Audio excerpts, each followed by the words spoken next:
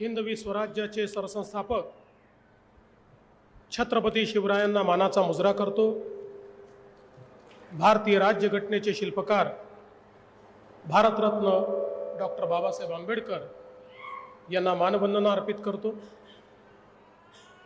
सिद्धरामेश्वराच्या नगरीमध्ये सोलापूरचं ग्रामदैवत सिद्धेश्वराच्या चरणी नतमस्तक होतो। संपूर्ण महाराष्ट्राचं आराध्य दैवत पांडुरंगाच्या चरणी नतमस्तक होतो आणि त्याचसोबत श्री स्वामी समर्थ आणि भगवंताच्या चरणी देखील या ठिकाणी मी माझा नमस्कार पोचवतो। आज ही अतिशय आनंदाची गोष्ट आहे की प्रधानमंत्री आवास योजना शहरीच्या अंतर्गत या ठिकाणी राष्ट्रतेज अटल गृहनिर्माण संस्थेच्या वतीनं एक अत्यंत मोठा गृहनिर्माण प्रकल्प संकल्पित होतोय, पूर्ण झालेला आहे आणि त्याच्या सदनिका वितरण कार्यक्रमामध्ये मंचावर उपस्थित असलेले जिल्ह्याचे कार्यक्षम असे पालकमंत्री श्री जयकुमार गोरेजी, म्हाडाचे सभापती शिवाजीराव आढळराव पाटील, ज्यांनी हा प्रकल्प करण्याकरता पुढाकार घेतला ते सोलापूर उत्तरचे लोकप्रिय आमदार विजय देशमुख मालक,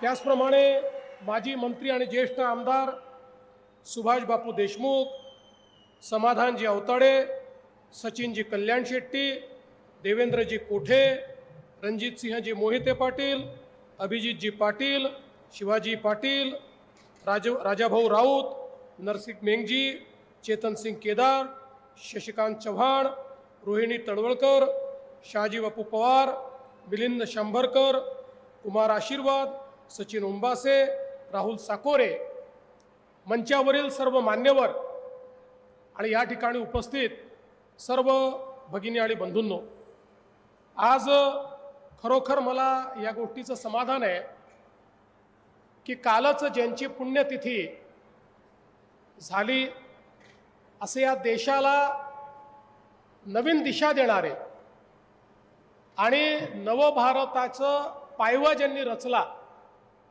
असे भारतरत्न श्रद्धेय अटल बिहारी वाजपेयीजी यांच्या स्मरणार्थ राष्ट्रतेज अटल गृहनिर्माण संस्थेने पुढाकार घेतला आणि एक अतिशय सुंदर अशा प्रकारचा गृहनिर्माण प्रकल्प आज या ठिकाणी साकारलेला आहे।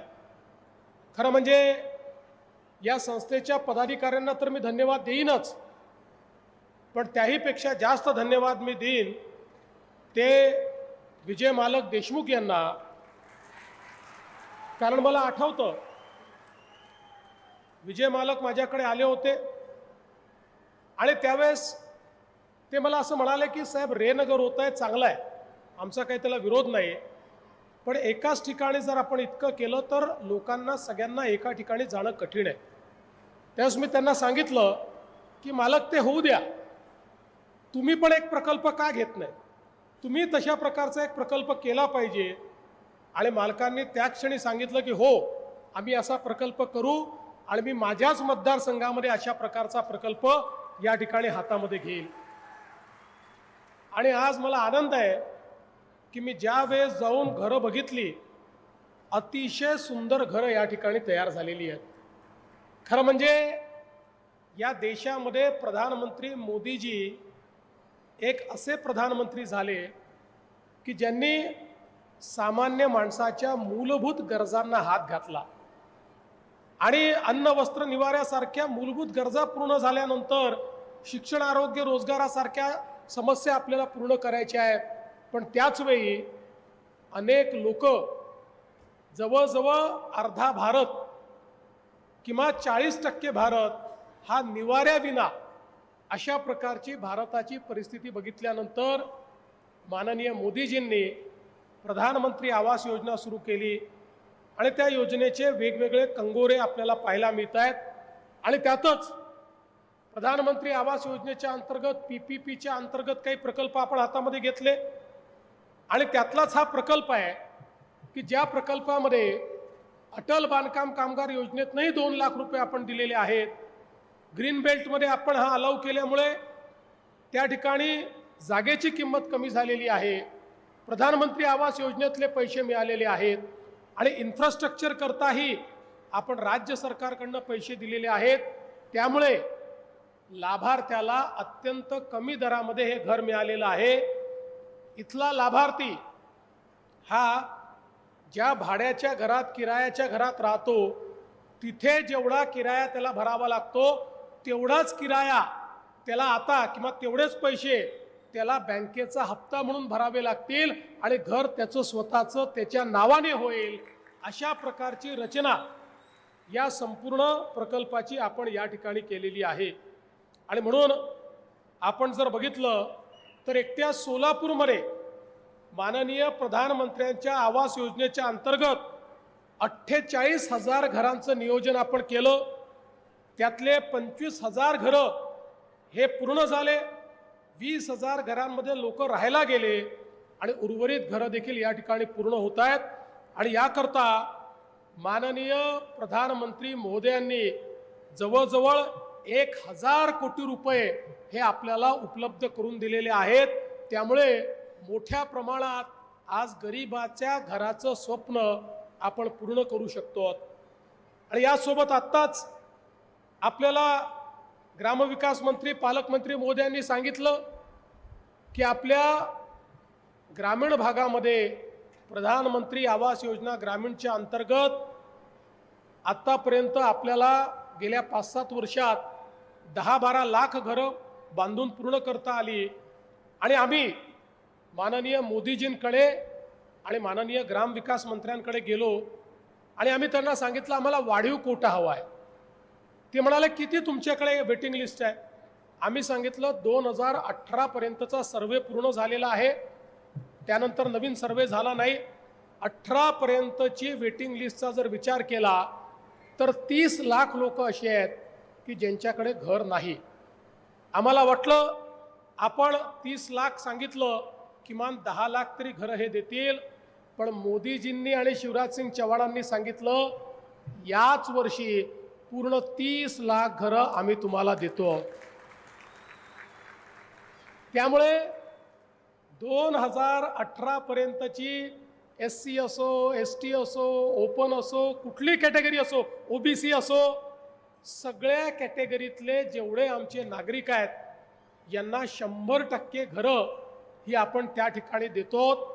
आणि मी ग्रामविकास विभागाचं अभिनंदन करेल की देशामध्ये सर्वाधिक वेगानं 30 लाख घरं मिळाली, त्यातली जेव्हा पहिली 15 लाख घरं मिळाली त्या 15 लाख घरांचं एका महिन्यामध्ये त्याचे जे काही मंजुरीचे कागदपत्र हे त्या व्यक्तीच्या हाती आम्ही दिले आणि त्याच्या खात्यामध्ये पैसे देखील दिले। म्हणजे 10 लाख घरांचं काम मंजुरीपासनं एका महिन्यामध्ये ग्रामविकास खात्याने सुरू केलं आणि आता तर 20 लाखापेक्षा जास्त घरांचं काम सुरू झालेलं आहे। म्हणजे पुढच्या 2 वर्षामध्ये जवळपास 30 लाख कुटुंबांना म्हणजे 1.5 कोटी लोकांना आपलं स्वतःचं घर या ठिकाणी मोदीजींमुळे मिळेल। त्यांच्या स्वप्नातलं घर आपण पूर्ण करू शकू।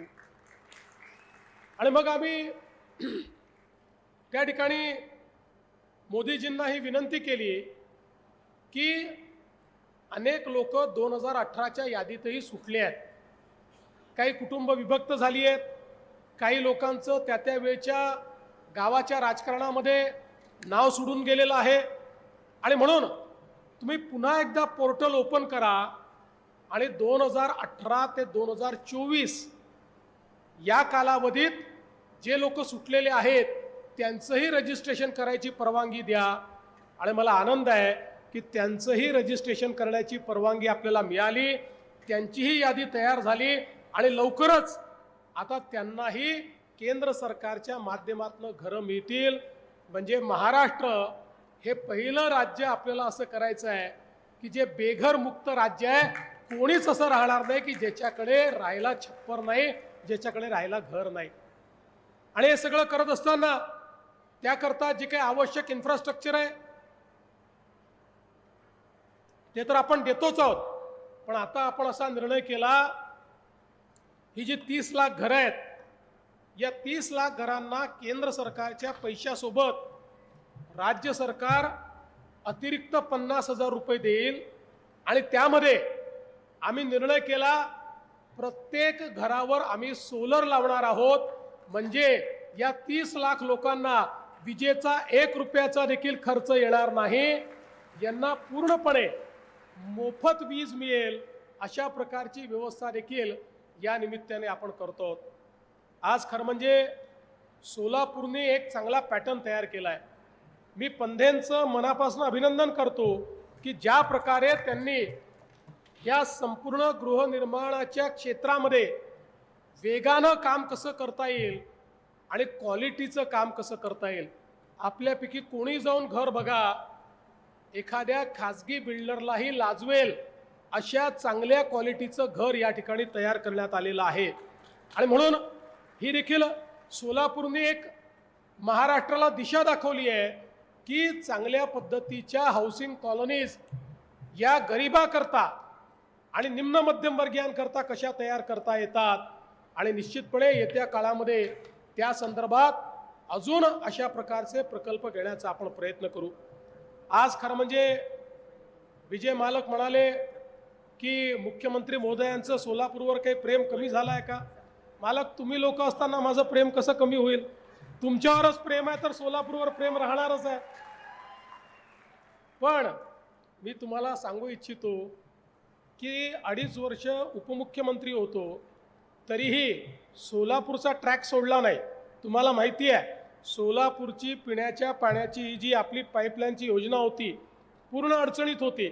त्याच्यामध्ये सगळ्या अडचणी दूर करणे, त्याचा पुन्हा नव्याने टेंडर काढणे, त्याचा कॉन्ट्रॅक्ट करणे, त्याच्याकरता माझ्याकडे वित्त खातं होतं, पैसा उपलब्ध करून देणे, हे सगळं करून आपण या लाईनचं काम पूर्ण केलं. आणि आज मला अतिशय आनंद आहे की सोलापूरमध्ये आता बंद पाईपलाईनने आपण पाणी आणतो आहोत. STPचं काम देखील, आपल्या WTPचं काम देखील आपण करणार आहोत. पण हे सगळं केल्यानंतर सोलापूरकर फार हुशार आहेत. त्यांना माहिती आहे एकदम सगळं मागितलं तर कदाचित हे देणार नाहीत. जसं 850 कोटी रुपयाचं पाईपलाईनचं काम झालं तसे हे सगळे आमदार आणि पालकमंत्री माझ्याकडे आले आणि म्हणाले, साहेब पाईपलाईन आली पण आमची वितरण व्यवस्था जुनी आहे, त्यामुळे सोलापूरला रोज जर आम्हाला पाणी द्यायचं असेल तर आम्हाला नवीन योजना लागेल, अतिरिक्त टाक्या बांधाव्या लागतील, अतिरिक्त पाईपलाईन टाकावी लागेल. मला ठीक आहे करा. मला वाटलं 200-300 कोटीची योजना असेल, माझ्याकडे योजना घेऊन आले 850 कोटी रुपयाची. पण काळजी करू नका, त्याही योजनेला आपण मान्यता दिलेली आहे. आणि 850 कोटी रुपयाची योजना करून सोलापूर सारख्या माझ्या प्रमुख शहरामध्ये, हे दक्षिणेतली आपली एक अत्यंत महत्त्वाची महानगरपालिका आहे, त्याच्यामुळे या महानगरपालिकेच्या क्षेत्रामध्ये प्रत्येक घरी रोज पिण्याचं पाणी गेलंच पाहिजे अशा प्रकारचा आपला आग्रह आहे. आणि म्हणून या दृष्टीने निश्चितपणे याला देखील आपण मान्यता देतो. मागच्या काळात मालकांनी सांगितलं वेगवेगळ्या योजना आपण या ठिकाणी पूर्ण केल्यात. आणि आता पुढच्या काळामध्ये आपलं जे स्वप्न आहे सोलापूरहून मुंबईला विमान जाण्याचं, त्याचाही मार्ग आपण मोकळा केला आहे. विमानतळाचंही अतिरिक्त काम आपल्याला काही करायचं आहे, तेही आपण यापुढे करणार आहोत. पण त्याच वेळी खरं म्हणजे आता आपण मागणी केली की आमच्याकडे रोजगाराची निर्मिती झाली पाहिजे. आज आपण पुण्याच्या IT पार्कमध्ये गेलात आणि सोलापूरकर कोण म्हणून आवाज दिला, अर्धे लोक हात वर करतात, सगळे सोलापूरकरच आहेत तिकडे. त्याच्यामुळे आता तीच व्यवस्था जर आपण इथे उभी केली तर मला असं वाटतं की मोठ्या प्रमाणात आपल्या मुलांच्या हाताला आपण काम देऊ शकू. आणि म्हणून मी आता जिल्हाधिकारी, महानगरपालिका आयुक्त, पालकमंत्री तुम्हाला सगळ्यांना सांगतो, IT पार्क करता उत्तम अशी जागा शोधून काढा. मी MIDCच्या माध्यमातून IT पार्क या ठिकाणी तयार करून देईन. आणि आपण IT कंपन्यांना देखील इथे घेऊन येऊ, जेणेकरून आपल्याला मोठ्या प्रमाणात या ठिकाणी काम करता येईल. आणि दुसरं, आपण हे लक्षात ठेवा, इंडस्ट्री ही कनेक्टिव्हिटीने येते.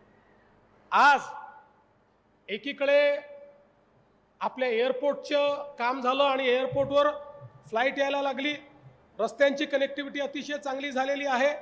या सगळ्या कनेक्टिव्हिटीमुळे आपल्याकडे, कारण एकेकाळची आपली औद्योगिक नगरी आहे, हळूहळू काही कारणाने उद्योग कमी झाले, पण आता या उद्योगात भरभराटी कशी आणायची या संदर्भातली कारवाई देखील येत्या काळामध्ये निश्चितपणे आपण करू. आज मला या निमित्ताने आपले अण्णासाहेब पाटील आर्थिक विकास महामंडळाचे देखील अतिशय मनापासून आभार मानायचे आहेत. आणि विशेषतः सुभाष बापू देशमुख आपले देखील आभार मानायचे आहेत की 2500 लोकांना आपण या महामंडळाच्या माध्यमातून आपल्या लोकमान्य मल्टीपर्पजमधनं या ठिकाणी कर्ज देऊन त्यांना उद्योजक म्हणून उभं केलेलं आहे. आणि मला सांगताना आनंद वाटतो, मी ज्यावेळेस अण्णासाहेब पाटील आर्थिक विकास महामंडळाची पुनर्रचना केली त्यावेळेस सांगितलं होतं की आपल्याला या महामंडळातनं मराठा समाजामध्ये उद्योजक तयार करायचे आहेत. आणि आज सांगताना आनंद वाटतो की जवळपास 1,52,000 उद्योजक या महामंडळाच्या माध्यमातून आज आपण उभे करू शकलो. आणि त्यांना जवळपास 13,000 कोटी रुपये हे आपण त्या ठिकाणी मिळवून दिले. आणि त्यातनं आज जो स्वतः नोकरी मागत होता आज तो 5-10 लोकांना नोकऱ्या देतो आहे. म्हणजे नोकरी करणारा नाही, नोकरी देणारा उद्योजक, असे 1.5 लाख उद्योजक आज आपण या माध्यमातून तयार केलेले आहेत. आणि खऱ्या अर्थानं या ठिकाणी आमचे नरेंद्र पाटील यांनी अतिशय चांगल्या प्रकारे या महामंडळाची जबाबदारी सांभाळली, त्यांचंही मी अभिनंदन करतो. आणि आमच्या लाडक्या बहिणींनी आज या ठिकाणी मला राख्या बांधल्या. खरं म्हणजे या बहिणींचं कर्ज आम्ही कधीच उतरवू शकणार नाही. या बहिणींचं प्रेम आणि आशीर्वाद आमच्या पाठीशी असल्यामुळे कितीही मोठी संकट आलं तरी त्या संकटामध्ये हा जो राखीचा धागा आहे हा धागा आमच्या पाठीशी उभा असतो. आणि त्याच्या आशीर्वादामुळे त्या संकटातनं आम्ही बाहेर पडत असतो. आणि म्हणून सोलापूरकरांना मी पुन्हा एकदा या निमित्ताने आश्वस्त करू इच्छितो, सर्व सन्माननीय आमदारांना, लोकप्रतिनिधींना आश्वस्त करू इच्छितो, आम्ही सगळे, मी असेल, शिंदेसाहेब असतील, अजितदादा असतील किंवा महाराष्ट्राचं सरकार हे सोलापूरच्या पाठीशी खंबीरपणे उभा आहे. तुम्ही काळजी करू नका. सोलापूरला जे जे लागेल ते ते देण्याचा प्रयत्न आम्ही करू. आज पुन्हा एकदा ज्यांना घरं मिळालेली आहेत, ज्यांच्या जीवनामध्ये स्वतःच्या घराचं स्वप्न पूर्ण झालेलं आहे, अशा सगळ्यांचं मी अभिनंदन करतो. आणि पुन्हा एकदा मालक तुमचं आणि सगळ्या टीमचं अभिनंदन करून या ठिकाणी माझं बोलणं संपवतो. जय हिंद, जय महाराष्ट्र. धन्यवाद फडणवीस साहेब.